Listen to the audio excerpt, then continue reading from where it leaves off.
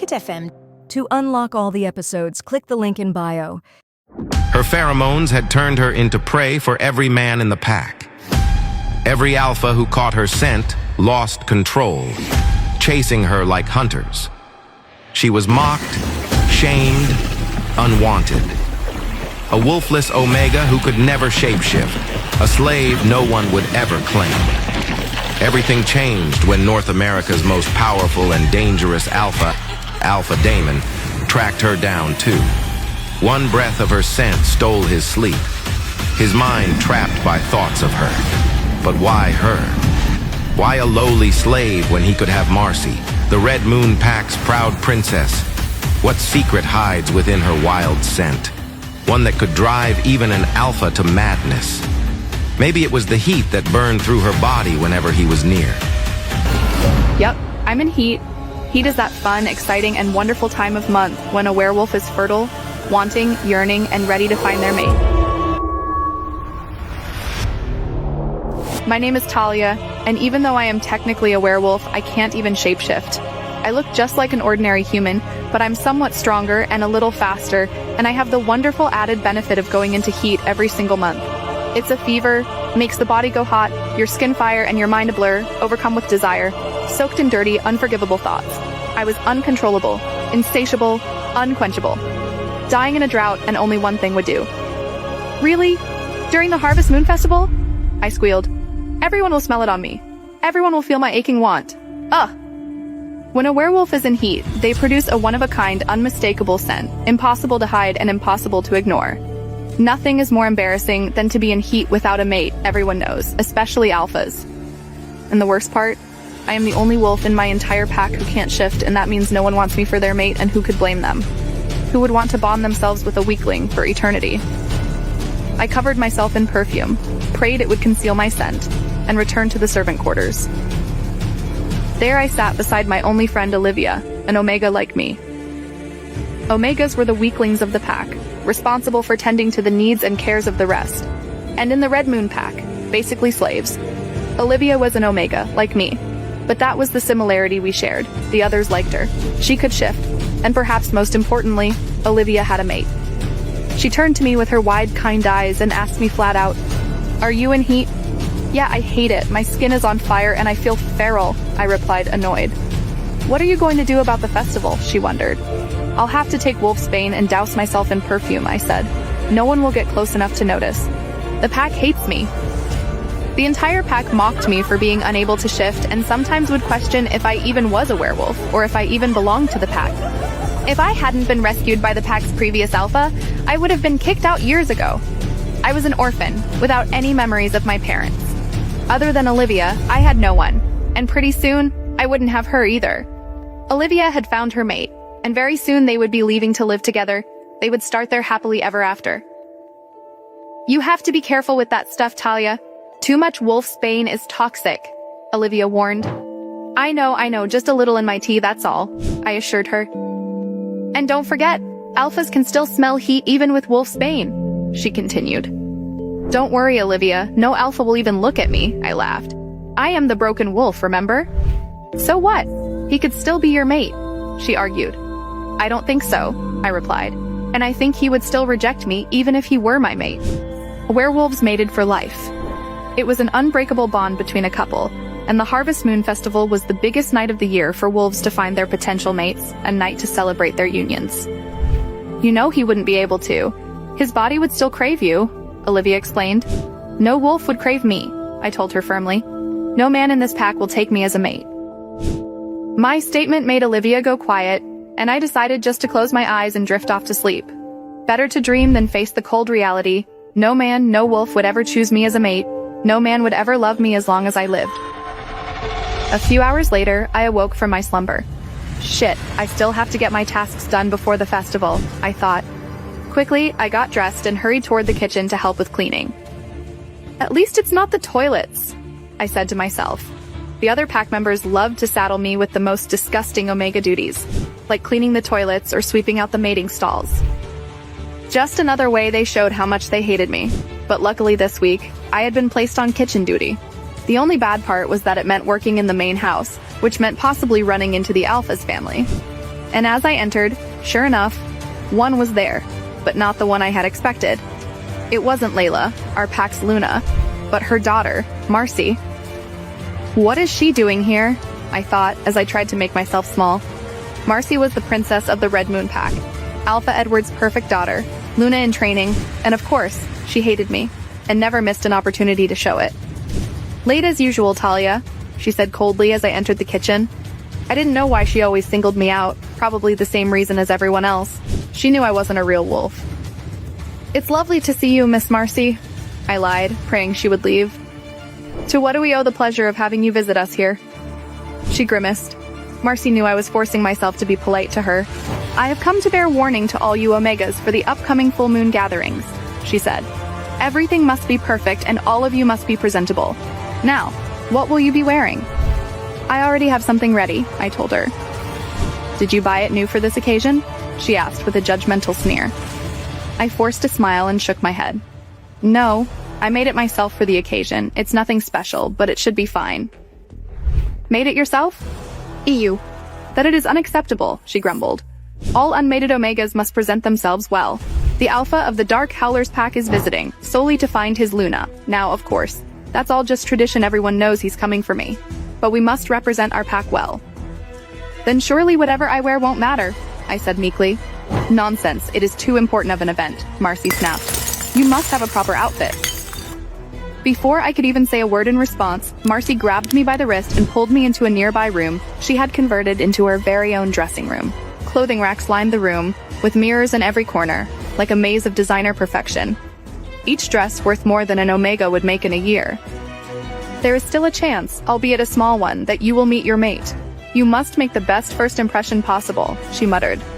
That is, after all, your only purpose as an unmated Omega. I mean, not everyone can be as lucky as me, you know? Promised to the most powerful, most handsome, sexiest alpha in the country. I mean, it's like a fairy tale. Once our two houses are united, we'll be unstoppable, and my father will be so pleased. The perfect union, Damon and I. I was bred for this, you know? I did my best not to roll my eyes as Marcy continued to prattle on. This one, she screamed. It's perfect for you. Well, it would of course look better on me, even if it's a little short. But for your little legs, it's perfect. She then plucked a dress from one of the racks, and it was gorgeous, thank the goddess. A dark midnight blue that would complement my pale complexion, made of silk, and felt wonderful to the touch. The front was cut a little low for my taste, but from there, it went up into 3 straps on either side of the bodice, over the shoulders to connect, and then fanned out in the opposite directions. It was as though it had been specially hemmed to be perfect for my height. Compared to the other women in the pack, I was short. Like, short. The average she-wolf was around 5'9", some taller and some shorter by only a margin of a couple of inches. I was 5 feet 5 inches tall, almost half a foot shorter than all the women. And since all the men were taller than the women, they all easily towered over me. Just another reason they all saw me as an outcast. It is very lovely, Marcy, I told her, which was the truth. But you did not need to go through the trouble of letting me borrow something so expensive. I most certainly had to, Marcy snapped. Who knows what kind of monstrosity you would have chosen for tomorrow evening. We must put our best foot forward, for the good of the pack. I watched the clock tick by as the dreaded gathering came closer. I was so nervous about the damned gathering that I couldn't sleep a wink, so I went for my morning run earlier than usual. I preferred to run in the woods, to race among the trees, the dark canopy of leaves above me, and the musty smell of the earth beneath my feet. The smells of the forest intoxicated me. It was then and only then that I felt as though I were truly a wolf. I was running at nearly top speed when something made me stop. Something different. Not just a smell, but a scent. A powerful scent. Something stirred. Something deep inside of me.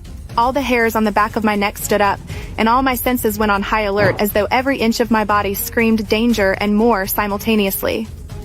What is that scent? I thought to myself.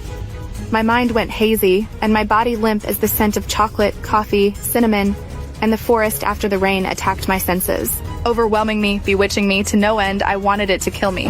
I wanted to die inside it. Suddenly, I felt myself being watched.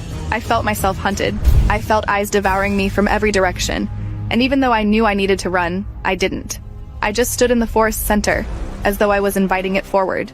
As though I wished it would take me. Why? Why did I want it to come for me? Why was I closing my eyes? Why did I breathe in deeper? I started to shake.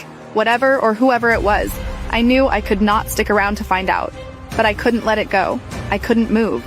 I wanted it, even if just for a moment more. I wanted it to find me. I wanted it to destroy me again and again and again. Then, with the snapping of a twig, my eyes snapped open. My legs became mine again, and I ran. I ran as fast as my feet would take me. With each step, I felt it gaining, pulling, clawing at me to stop, as though I could smell it a step behind me, as though I could feel its breath on the back of my neck. Finally, I reached the forest's edge and emerged at the clearing, gasping for air. What in the world was that? I exclaimed the instant I entered the pack house, and the scent disappeared. What was what? Olivia asked, looking at me confused. It's best I keep this a secret, I thought. I'm already an outcast. Don't want to make it worse. Nothing, Olivia, I said to her with a smile. Just a very intense run. Should we get ready for the gathering, she asked. After Olivia finished primping and pampering me, I put on my dress, and I was ready for the dreaded gathering. We walked down the stairs where Olivia's mate Lawrence was waiting. He howled upon seeing Olivia, causing her to blush. Are you two beautiful ladies ready to party? Just 1 minute, babe, said Olivia as she turned to me and held my hands. This is our last night together, so I need to tell you something, Talia, she said. Even after I leave to live with Lawrence, I want you to promise me you won't give up. Your mate is out there. He's waiting for you, just like Lawrence was waiting for me. I promise you that the moon goddess has a plan for all of us, and you are a part of that. Just like the book I gave you, happily ever afters do exist, and yours will come, okay? I looked down, trying to hide my eyes from hers. After she left, I would be truly alone. I wanted to believe Olivia was right, that somewhere out there a mate was waiting for me. But who was I kidding? I was just a wolfless omega, a servant with nothing to offer. My heat only ever made males want my body, never my heart. Some girls got happily ever afters, but not me, never me.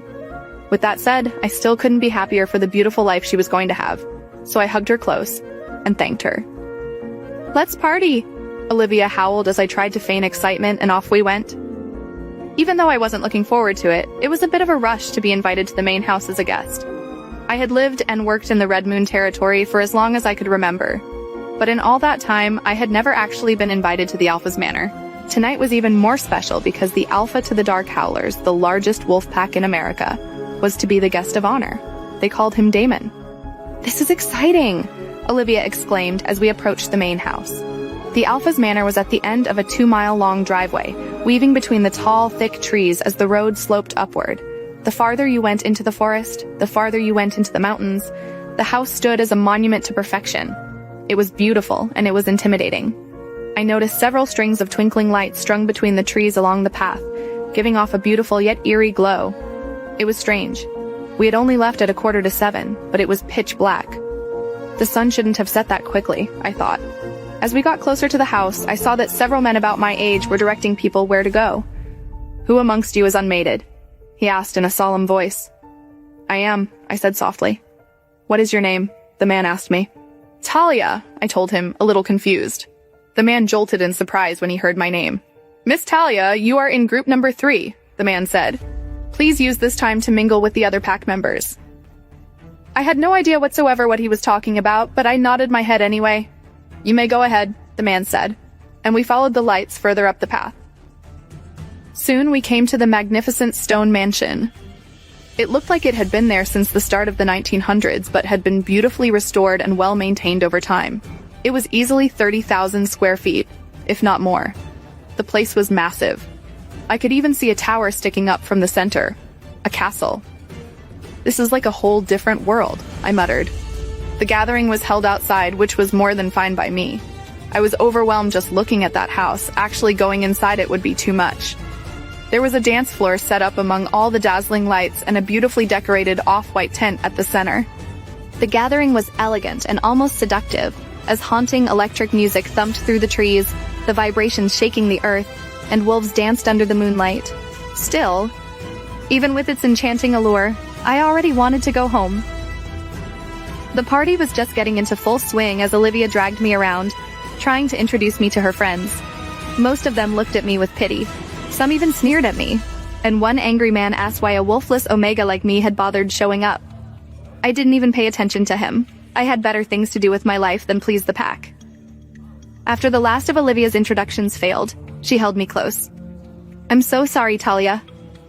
Don't worry about it, Olivia. I'm used to it by now, I told her reassuringly. That makes it worse, she babbled, almost in tears. It's really fine, I told her as I rubbed her arm gently. I'm going to give them a piece of my mind and you can't stop me, she said and hurried away.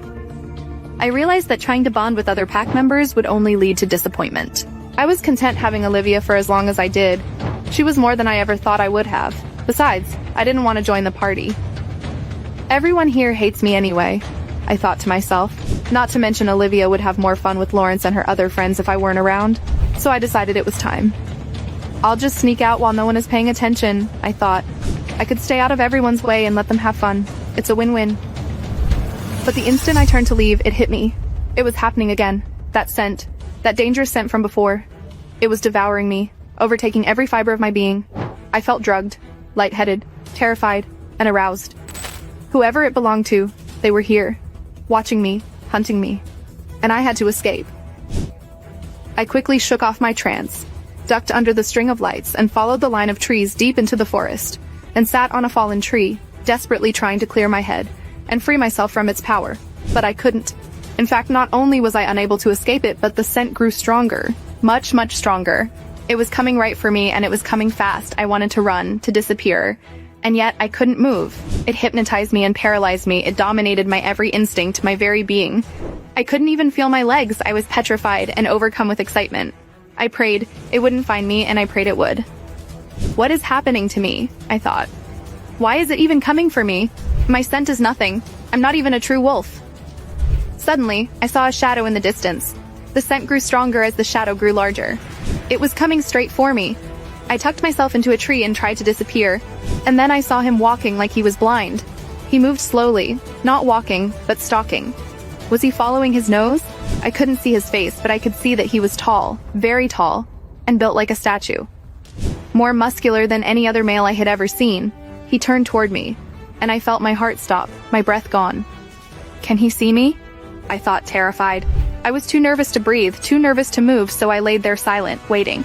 After what felt like an eternity, he moved, taking one final step, and his foot collided with the tree. He howled, fell forward, and landed right on top of me. My face slammed into him as he pushed me back and pressed up against me. My body jolted with surprise and a bit of excitement. I screamed and he growled. I couldn't tell if he was mad or surprised. I stiffened at the sound, afraid of what he would do next, but he just lifted himself off, grabbed my elbow forcefully, and pulled me back up to my feet. As soon as I could see, I looked into his face. What I saw made my heart fill with fear. He had beautiful, full, raven black hair, and the most piercing, haunting, enigmatic blue eyes. I stared into them, losing myself completely, drowning in them, and then finally he spoke, his voice horrific and beautiful. Who are you? He growled again, this time louder. What are you? But before I could respond, a mercifully angelic voice called out to me. Talia, are you out there? It was Olivia. She was looking for me. I spun on my heels and ran straight toward her and felt him close behind me, his low growl ringing in my ears and his breath on my neck. He sounded angry. But why? Why was he after me? What could he want? What was going to happen to me? I was so scared I didn't look where I was running, and I slammed directly into someone back at the gathering. Watch where you're going. What is wrong with you? Oh no, I thought. It's Marcy. Oh, you got dirt all over me. She screamed, and the party screeched to a stop. This is the thanks I get for giving you that dress? You ruin it and then cover me in dirt? The entire gathering was now staring at me. I'd gone from one nightmare to another. I tried to run away, but Marcy grabbed my wrist. Oh no, you're not going anywhere, she hissed. Wait, what is that smell? Oh my god. Please don't, I thought. But it was too late, she knew, and she was going to tell everyone. This little is in heat, Marcy squealed. The entire gathering burst into laughter as tears filled my eyes. I don't know how she knew, but it must have been my encounter in the woods. I must have started to sweat, amplifying my scent, and counteracting the wolf's bane. Is that what you were doing in there? Getting mounted by some slumming Omega? My, Talia, I didn't know you had it in you. No, I wasn't, I swear. I tried to explain, but Marcy didn't let me. She was having too much fun. Oh no, sweetie, it's okay. We've all been there before. Well, maybe not in the woods. She laughed. Here, let me help you cool off. Marcy dragged me toward the dining table and dumped an entire pitcher of water all over me, soaking my skin, hair, and dress. There, that's better, isn't it? She laughed. I sat there in a puddle, mortified, as the entire gathering howled at my expense. But then suddenly they all stopped, turning to stare at the forest's edge. I couldn't see what they were looking at, and I didn't care. I wanted to die. Finally, as the others froze, Olivia appeared at my side, and with Lawrence's help, picked me up off the ground. "It's okay, Talia, we're here, we'll take you home," Olivia said as Lawrence carried me away. I looked back over his shoulder to see what had caused my tormentors to fall silent, and my heart stopped again. There, standing in front of the entire gathering, it was him, my hunter. The Adonis with the raven black hair and the bottomless blue eyes. "Who is that?" I asked Olivia, choking back tears. That's him? The Dark Howler Alpha? Damon?" "Oh my goddess," I gasped in shock as I watched Marcy approach him. "Don't worry about all that, Alpha Damon. Some lowly Omega girl made a big mess. But it's over now. Come on. Why don't we get out of here?"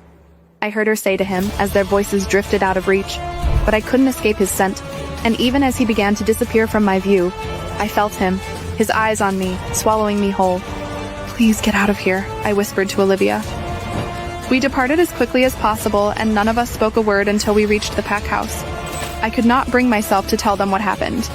And if the Alpha were to find me and blame me for what happened, he might even banish me. I couldn't live with that. "Will you be all right?" Olivia asked me. "I'll be fine," I lied. "You guys should go back to the party," I added and hurried off before she could stop me.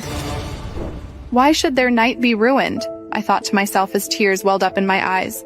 I don't belong here. I don't belong anywhere. I felt myself losing control, and the last thing I wanted was further embarrassment. At last, I arrived in my dim attic room, slammed the door shut, and sank against it in tears. The comfort of being in my own space nearly soothed me. Almost. Yet, an unsettling feeling remained. The Alpha, what did he want? What was he going to do? I stripped off the dress Marcy had given me, it now making me feel disgusted, like the dress itself played a role in my torment. Once out of the dress, I took a long, hot shower. I stood under the steaming water until I felt the stress from the evening start to leave my body. But after crawling into bed, the faint sounds and haunting memories of the Alpha's growl creeped into my mind. No matter what I did, I could not escape him. His scent, his eyes, his presence. I looked at the book by my bedside, and my fingers traced the illustration of a princess smiling with her prince as they held hands and looked happy. The book, titled Cinderella, had been a gift from Olivia, and I remembered how when I was a girl I told myself that I was a captured princess waiting for her prince to rescue her. But sadly, even then, I knew I was no princess and that no prince would come for me. "This book will remind you that magic exists and dreams can come true," Olivia had told me. And for her, that was true. But for me, it was just a fairy tale. I placed my hand on the book and drifted off to sleep, dreaming of a handsome prince just like I did when I was a girl. But quickly my dreams turned to nightmares, and the prince was replaced by the terrifying Alpha punishing me, beating me, doing goddess knows what to me. Every time I saw his face, I was both terrified and excited. I wish my body would make up its mind. Does he scare me or excite me? Is his scent dangerous or is it intoxicating? Why? Why is it both? What was wrong with me? Then, all of a sudden, I was jolted awake by intense pain. "Wake up, Talia!" Anna, one of the lead Omegas, was standing over me. I yelped as Anna grabbed my arm and dragged me toward the door. "You think you can do whatever you please, don't you? You think you can just skip out on your duties because there is a party? No way. Not on my watch." I tried to explain, but Anna didn't let me speak. "I don't want to hear it. We all have to do our jobs, and when one pack member doesn't pull their weight, we all suffer. You have to learn." When Anna finally released my arm, we were on the second floor of the guest house. She grabbed a handful of stacked towels and shoved them into my hands. "Fifth door on the right. One of our guests needs fresh towels for their bathroom." Anna gestured in that direction. I took a step back. "Towels? But are you arguing with me?" Anna hissed. I gave in. I would drop off the towels, the night would be over, and I could go to sleep, so I scurried down the hallway and tried to get the chore over as quickly as possible. I softly tapped on the door and listened closely. It was silent. I questioned whether it was appropriate to enter if they were asleep, but any wolf would undoubtedly hear a knock. So I put my hand on the doorknob and slowly opened the door, but the moment I looked inside, my heart stopped, and I froze. It was him, the handsome Alpha with a head full of raven black hair. He was leaning back in the sofa chair with his head tilted up to stare at the ceiling. I felt my body go heavy again, and my palms began to sweat. When I stepped into the room, I froze. Damon was here, but he wasn't alone. There was Marcy, on her knees, between Damon's legs. Marcy whipped around, her eyes blazing with fury as they locked onto mine. A jolt of fear shot up my spine. Retribution would be certain. Damon's eyes snapped to me. "Stop!" he barked. But I bolted from the room, too terrified to look back. What I didn't know, what I couldn't have known, was that in that moment, Damon's world had shifted. My scent hit his veins like a spark of kindling, igniting something primal within him. Could it be? His inner wolf howled the truth at him, again and again. Me, a lowly Omega, a serving girl without a friend, was his fated mate? His booming voice echoed as I ran, ignoring the mocking laughter of Anna and the others. I ran until I reached the attic, shoving the cabinet against the door before collapsing in the corner, struggling to quiet my frantic breathing. Is this it? Is this the day I die? I thought to myself, heart racing, never realizing I had just lit a fire that would ripple through the entire pack house. Back in Damon's room, Marcy landed clumsily on her backside as Damon shoved her away, his expression thunderous and unreadable. "Who was that girl?" he demanded, hastily buttoning his pants. Marcy knew exactly who I was, the wolfless bitch. How dare I step into an alpha's chambers uninvited? And worse, if word got out that she had been pleasuring Damon before he'd even proposed, Marcy would be humiliated. A laughingstock. Her reputation would be in ruins. Marcy's jaw clenched with fury. She should have done more than just humiliate me at the festival. But Damon didn't notice Marcy's simmering rage. He was too distracted, his mind replaying the moment when I walked in. How my freesia and citrus scent struck him, same as it had in the forest. He was sure of it now. His wolf had confirmed it the moment I entered the room, howling wild and urgent. Mate. All he could think about was pulling me into his arms. Mate! His wolf howled again. He had never expected to hear that word, never wanted to. And yet, the moment I entered the room, something inside him had shifted, changed. His wolf snarled inside him. "Find her!" Damon clenched his jaw. "Find her!" he ordered. "Now!" Marcy hesitated, confusion flickering. Why would an alpha give a shit about a slave? But Damon's alpha energy rolled off him, forcing her head to bow. "Yes, Alpha Damon," she said. But Marcy already knew who I was, and when she found me, she wouldn't just stop there. She'd make me pay for interrupting her. Pay with my own blood. Meanwhile, Damon paced in his room, running his tongue over his teeth, irritated beyond reason. His body still ached with unfinished release, but the thought of Marcy's coconut scent made him recoil. It wasn't her scent he wanted. It wasn't her body he needed. It was mine. The girl with the smart doe eyes and copper-colored hair. Damon prowled through the pack house, inhaling deeply. Nothing. No trace of my scent. His wolf snarled. "Find her!" If she was really my mate, why did she run? Why didn't she feel it too? He asked himself. First you scared her in the forest, then you had another she-wolf on her knees in front of you. His wolf sneered. What did you expect? That she'd throw herself into your arms? Damon scowled. His instincts screamed at him to chase, but logic held him back. He knew that if he revealed too much and Marcy discovered the truth, that I was his fated mate, there was no telling what horrors she and Edward would unleash on me. For now, he would wait. Later that night, Marcy returned to Damon's chambers. She couldn't wait to tell him how she put me in my place, that wretched wolfless slave. But when she saw Damon standing there, Marcy forgot all about me, and she utilized all her assets to make him forget me too. But Damon barely acknowledged her, his mind consumed by the memory of that freesia scent. Marcy advanced. "Hello, Damon." Damon swiftly turned toward the door to see her peeking in. Damon hadn't noticed if she had even knocked. His thoughts were tangled with visions of me, my scent, my heat, my gaze drowning out everything else. He never felt this distracted. He hadn't even acknowledged our mating bond. If we didn't either consummate it or reject it, he wouldn't be able to function, because once the bond locked into our souls, he wouldn't be able to think of anything or anyone else. And with his mind fixed on me, that left Alpha Damon open to attack. "Why are you here, Marcy?" Damon growled dryly. "You look tense," Marcy said, reluctantly placing her palms on his chest. "I can help you relax." Damon's lips lifted into a cruel half-smirk. "And how would you do that?" "I know that nothing is confirmed, but technically we are engaged," Marcy purred. Damon observed her fingers trailing over his shirt. He noticed the big ruby ring on her hand, glittering in the low light. She was objectively beautiful. Blue almond-shaped eyes, straight nose, full lips. But his wolf's anger and dejection growled loud, and Damon shoved it down. Unaware of the storm inside him, Marcy inched closer, smiling seductively. Before she could finish, Damon's hand landed at the back of her head. He pulled her close for a kiss, dragging her toward the bed. Wait, Marcy breathed. Wait, Damon echoed. What happened to we're technically engaged? Get out. Marcy froze. What? I said get out, Damon roared. What was he thinking? Running with Marcy wouldn't silence his thoughts of me. Now that he has seen his true mate, the thought of Marcy touching him disgusted him. No, he needed to try to sleep. But his mind never stopped wandering back to me. The clock struck 2. Damon lay restless, tension coiled in his muscles, his thoughts tangled in torment. Alpha Damon was suffocating in the stillness of our pack house. He wanted air, control, escape from the new emotions burning in his chest. And then it happened. He caught it. My scent. Freesia, citrus, and my shameful heat. I hadn't meant to leave such a trail, but being in heat was like that. My body wanted what my heart hated itself for craving. Why would the most dangerous alpha in America follow a worthless omega like me when he had the pack Princess practically promised to him? But my scent betrayed me, dragging him to me like prey to a predator. And there I was, bent into the fridge, belly gnawing with hunger, too desperate to remember I wasn't safe. I had promised myself I'd gather food and run, because without Olivia I had no one left to care for me.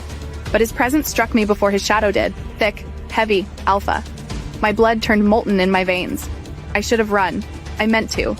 But I couldn't. My heat wouldn't let me. He closed the distance. Too close. Close enough that I felt his breath ghost my neck.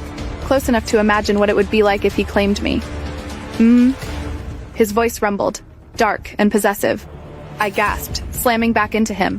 Pain sparked up my skull as I spun around, wide-eyed, trembling. His gaze locked on me. He looked at me like I was something worth hunting, and that terrified me even more than being cornered. Ouch, I whimpered, rubbing the back of my head. I shrank under his stare, desperate to slip away, but he caged me with his arm. No escape. What are you sorry for? His tone was low, dangerous. Sorry? Sorry for breathing the same air as him? Sorry for being born weak, wolfless, and in heat? My lips moved before my brain did, stammering nonsense, teeth catching my lip, a shameful gesture that made his eyes blaze hotter. Goddess, why would an alpha want me like this? He was supposed to want Marcy. He caught my chin, forcing my face into the light. Sparks shot through me. My body betrayed me, leaning into his touch when my mind screamed to run. My heat was eating me alive. His eyes widened at the sparks in our touch. His touch burned through me. No, it couldn't be. Not me, not him. My mind refused to believe he wanted anything other than to punish me. This had to be my heat clouding my judgment. That's right, I wasn't thinking clearly, and neither was my stupid, worthless heart. Then his gaze dropped. To my bruise, his expression twisted, fury overtaking everything. What happened? His voice was no longer soft. I fell, I whispered. Lies. His thumb brushed my cheek. The mark was obvious. A ring. Marcy's ruby ring. Marcy had found me after walking in on her and Alpha Damon and beat me as punishment without mercy. My chest seized. If I told him Marcy had done it, she'd kill me for sure. Who did this? He growled. No one, I choked. A lie, a plea, anything to survive. He inhaled, fighting his wolf back, but my scent wrecked him. I will not hurt you, he swore. Softer, gentler, but I didn't believe him.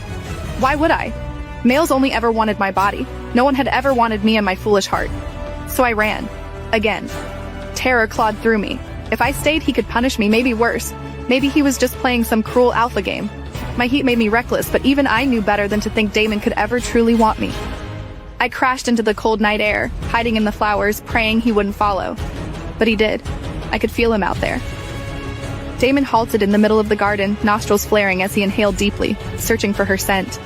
My freesia and citrus scent still lingered in the air, but it was buried under the heavy fragrance of hydrangeas and roses, scattered wildly by the wind. Shit! He cursed, fists clenching. I lost her. Why did she run? Maybe because you scared the soul out of her, his wolf growled. Damon's jaw tightened. I scared her?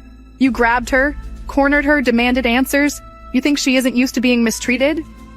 And let's not forget, the first time she saw you, another she-wolf was on her knees for you while you barked at her to stop. Hardly a warm introduction. A curse slipped past his teeth. He hadn't considered it that way. But the girl haunted him. Her wide, fearful eyes, the bruises marring her delicate face, the way she shrank from his voice. Something primal inside him snapped just remembering it. If she's my mate, why didn't she feel it? She should want to be near me, not running for her life. Maybe she doesn't know you're her mate. Is she too young? No. She's small, malnourished, but she's definitely over 18. His wolf hesitated. The problem is I can't sense her wolf. Damon's entire body went rigid. She's a human? The thought made him recoil. A fragile human, bound to an alpha like him? Madness. No, his wolf corrected. She's a she-wolf. But her inner wolf hasn't awakened. Abuse, starvation, or something darker. Maybe her wolf was silenced. Silenced. The word hit like a blade. Who would do such a thing? What reason could possibly justify it? Severing a soul from its beast, tearing away the sacred bond. Damon couldn't imagine a fate more brutal, more inhumane. He dragged a hand through his hair, frustration mounting. He'd terrified her. Let her leave without food. And now, every time you let her run, you give the vile beasts in this house another chance to hurt her. His wolf snarled, rough and guttural. Find her. Mark her. Protect her like the alpha I made you. She won't survive the Red Moon Pack much longer. Damon's reply was a low, strained growl. If I lose control in front of her, I'll ruin everything. I can't risk it. Then control yourself, the wolf snapped, or claim her before someone else does. My pulse thundered as I hugged my knees tighter in the shadows of the hydrangeas, every word striking like a blade. Damon's wolf wanted me marked, claimed, bound. And Damon, he wasn't denying it. My heart hated him. My fear told me the truth. An alpha like Damon could never love me. Not when I was just the wolfless Omega slave of the Red Moon Pack. I didn't see him storming up the stairs, but I felt it. The pulse of his fury in the pack house walls. My scent was in his veins and he hated it. He tossed and turned the rest of the night. The next morning, Damon's room looked wrecked from his frustration. But he was done stewing. It was time to speak with his mated betas. If anyone could explain what a true mating bond felt like, it would be them. Damon called his betas Caden and Maya through their pack mind link. Are you guys up? We are now, Caden grumbled. Maya's voice sharpened. Did something happen? Caden, come to my room. When Caden arrived, his sharp eyes scanned the room. You look like shit. Were you attacked? Damon wasn't amused.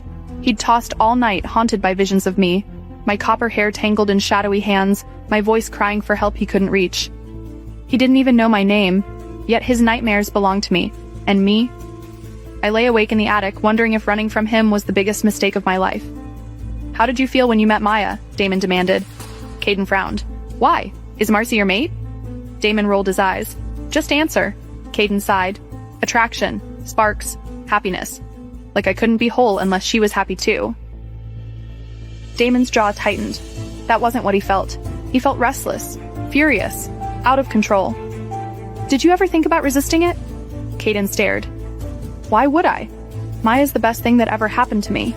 Rejecting her would break us both. That was what a mate bond was supposed to feel like. Not fear, not shame, not me running through the halls like prey. So why did the goddess tie me to him? Why Damon? Damon's stomach twisted. What if Maya was in danger because of you? Would you reject her to protect her? Caden's eyes hardened. Twisted question. Rejection isn't protection, it's torment.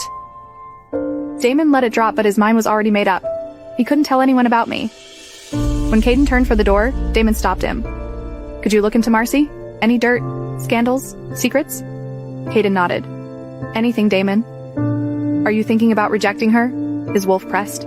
I need to protect her, Damon answered. Then keep her close. Don't reject her. His wolf knew the truth, even if I didn't. My wolf had never awakened, so I didn't feel the bond the way he did. He'd have to win me the human way. But what if he couldn't? What if he never wanted to? If Alpha Edward found out, he'd use me as leverage. Damon couldn't let that happen, and I couldn't let myself believe that the Alpha of the Dark Howlers, my fated mate, would ever want a wolfless Omega like me. After breakfast, Damon went to see Alpha Edward. I wonder if you're aware of how your Omegas are treated, Damon said. Alpha Edward frowned. Elaborate. Do they get paid, fed, protected? Edward bristled. We provide accommodations 3 meals a day. They have access to the kitchen. We train them, discipline them if necessary, but no one is mistreated. Damon leaned forward. Then why did I see one yesterday, perfectly fine, and hours later covered in bruises? Edward's jaw tightened. Disputes happen. Damon smirked. Then maybe you should have a chat with your daughter.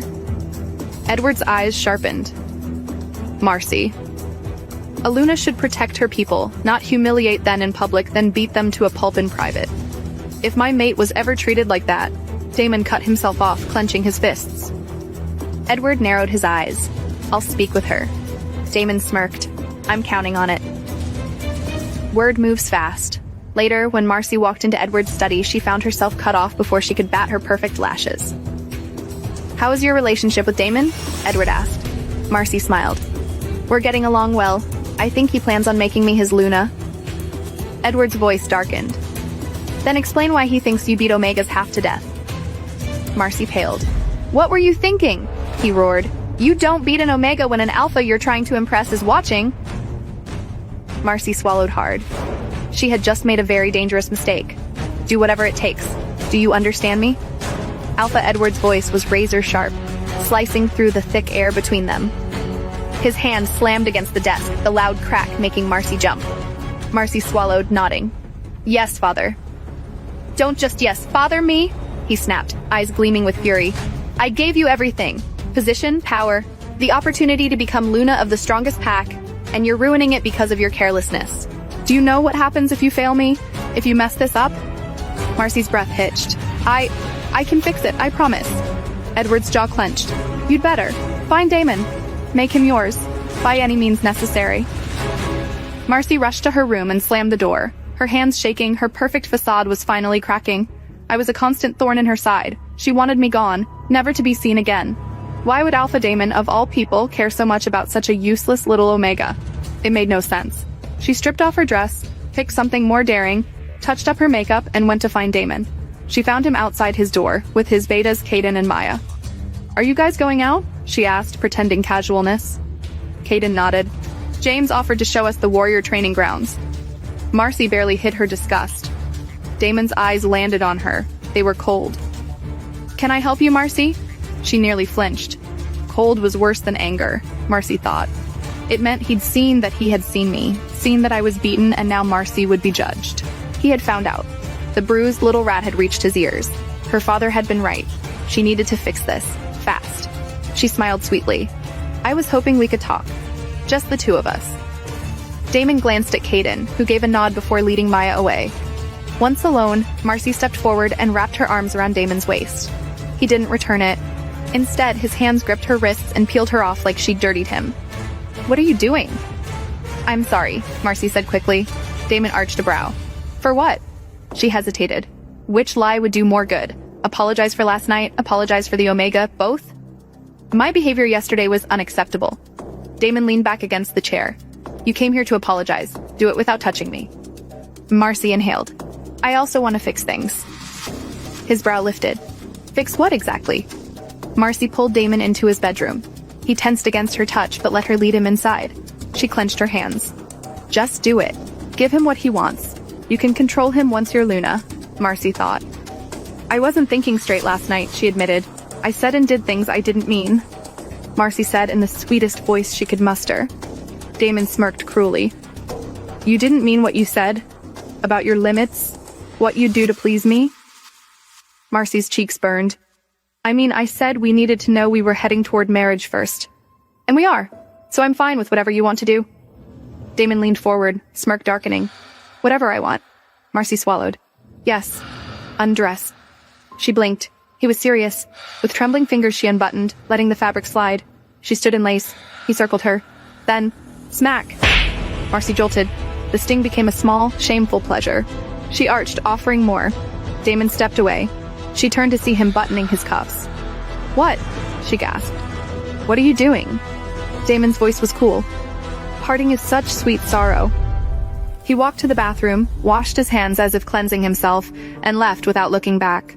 Marcy stood humiliated and fuming. This was far from over. Damon used his mind link to check on Caden and Maya. Done enjoying Marcy already? That was fast, Caden teased as Damon joined them. Shut up, Damon replied. Maya crossed her arms. Did you get anything we can use against Marcy? Damon exhaled. No, did you? Caden and Maya exchanged a look. She's been careful, Caden admitted. No photos, no proof of her messing around with other males. Just whispers of her bad temper. Damon's jaw tightened. Keep digging. Someone has some dirt we can use. We did find something else, Maya said, holding up a sealed envelope. Damon's eyes narrowed. About Marcy? No, Caden shook his head. Another girl from the Red Moon Pack, a servant girl with copper hair. They were talking about me, but what could they have found out? Was it something about my past? I didn't know it then, but the secrets hidden in that envelope would shatter everything I thought I knew. Damon's eyes widened, his entire body stilled. He snatched the envelope from Maya's hand and tore it open. He couldn't believe his eyes. His grip tightened, voice low and urgent. We need to find her, the copper-haired girl. Now. You don't even know her name, Maya pointed out. He didn't know me, only my scent. Freesia and citrus, threaded with the heat that betrayed me. He couldn't be sure I'd answer the bond. Without my wolf to whisper that he was mine, I wouldn't even recognize him as my mate. So Damon would have to win me the human way, and pray I wasn't too afraid to let him try. He turned abruptly. I'll be back in 10 minutes. Maya and Caden exchanged another look as he strode off. What's gotten into him? Maya asked. Caden sighed. Hell if I know, but I think we just found his weakness. Damon had already sprinted up 3 flights of mahogany stairs when he caught sight of an elderly maid dusting the banister, her hands pausing mid-sweep as his shadow fell over her. Damon's gaze snapped to the maid, ice cold. The girl in the attic. What's her name? Her eyes widened, hands tightening on the tray she carried. Why? Why would you want to know about the slave girl in the attic? His silence pressed heavier than any shout. Finally, she whispered, voice trembling, Talia. Her name is Talia. The word struck Damon like a brand. He had her, name, scent, and truth. And me? I was already doomed. Back in the attic, I clutched Olivia's fairy tale book tighter, my pulse hammering. Little did I know the alpha who hunted me now knew my name. How could I ever hide from an alpha who could track my scent through stone and shadow? The shameful heat inside me twisting terror into desire. All I ever wanted was fairy tale life, a life with less violence and a love that could be kind. But what hunted me now was a monster. Damon climbed the last few stairs to the attic before the maid finished speaking, his heart pounding like war drums in his chest. And there it was. The scent of Freesia, faint but undeniable. My scent. My shame, my heat. His wolf howled because I was here, because I couldn't have known that I was already his. The sound of his knocking made me flinch so hard my breath caught. My whole body went rigid, terror crawling over my skin. He'd found me. He was right outside. If I made a sound, if I moved even an inch, he'd know for sure. The second knock rattled through the attic door like a threat. My hands shook as I pressed them over my mouth, desperate to stay silent. My heat betrayed me, pulsing through every nerve, but my fear was louder. If he saw me like this, if he knew what I was, what would he do? My patience snapped. My chest hammered so hard I thought it might tear through my ribs. Damon turned the handle and stepped inside. The attic was dark. The only light filtered through the small window, illuminating me curled in the corner. Copper-colored hair spilled over my face, but he could see my wide, honey-brown eyes locked on him. His breath hitched. He had found me. His voice came out rough. Get it together. You're probably wondering why I'm here, he said. I said nothing, shrinking further into myself. Fear had made me small. Heat had made me reckless. A reaction that sliced through him like a blade. I won't hurt you, he promised. Not like them. Never like them. Still, I flinched when he stepped closer. Then he saw it. The bruises. Fresh ones layered over the old. And when I shifted, my sleeve hitched, revealing a swollen wrist. She hit you again, didn't she? He asked, voice low. Panic flickered across my face. Please don't say anything. If you do, she'll hurt me more. His wolf roared in fury. Of course she fears more punishment because of Marcy. Damon clenched his fists, barely restraining the need to storm out and rip Marcy apart. But the girl in front of him, me, was trembling. He forced his anger down. He did the only thing that made the stupidest kind of sense in that moment. He sat down beside me and wrapped me in his arms. I froze. Then I squirmed. Shh, he murmured. Just for a minute. A minute. A lifetime wouldn't be enough. Talia, me, was rigid at first, but then I stilled. A reluctant surrender. Damon exhaled, his lips ghosting over the crown of my head. Heat pooled behind my ribs and I hated him for making me feel better. He smelled like leather and cold rain and something I wanted to drown in. He threaded his fingers through my hair. My wolf didn't answer because it wasn't awake, but my body answered loud and traitorous. Hey, my voice was hesitant, barely above a whisper. When are you going to let me go? Damon smirked against my hair. First of all, my name is Damon, not Hay. And second, his arms tightened. I'm thinking about it. He couldn't ignore it any longer. The scent of dried blood mixed with freesia, a contradiction that enraged him. He grasped my wrist, inspecting the cut.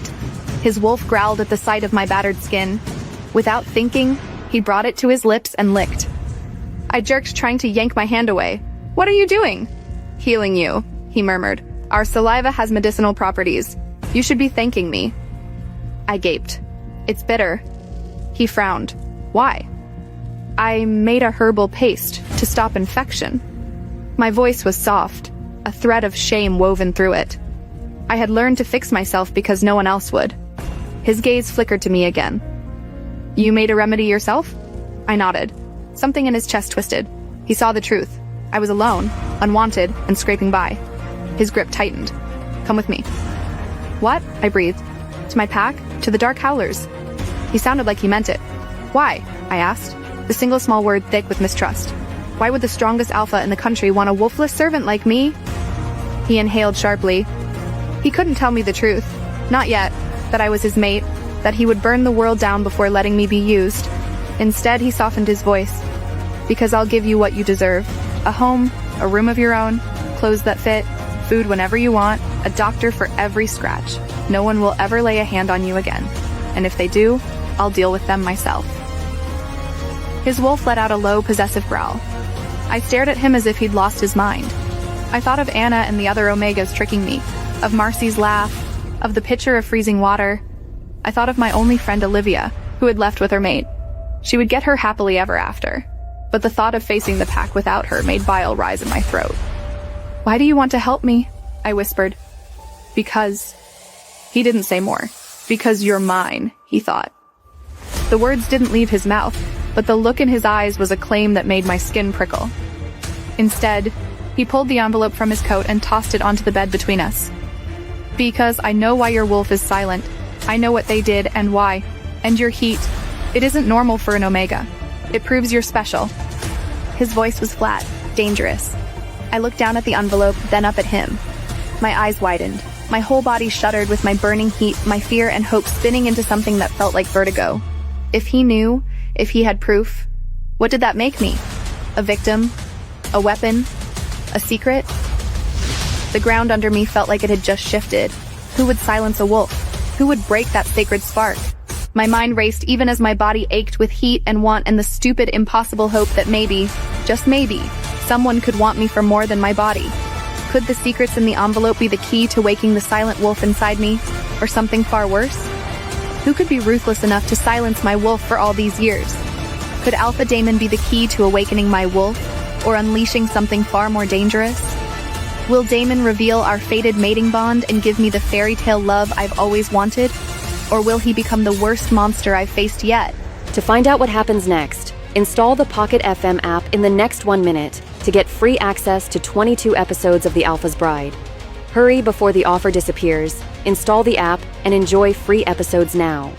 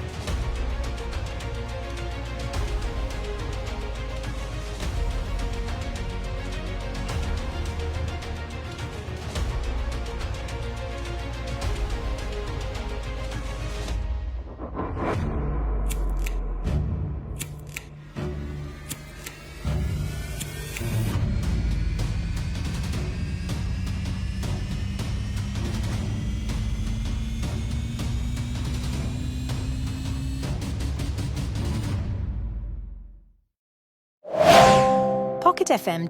To unlock all the episodes, click the link in bio.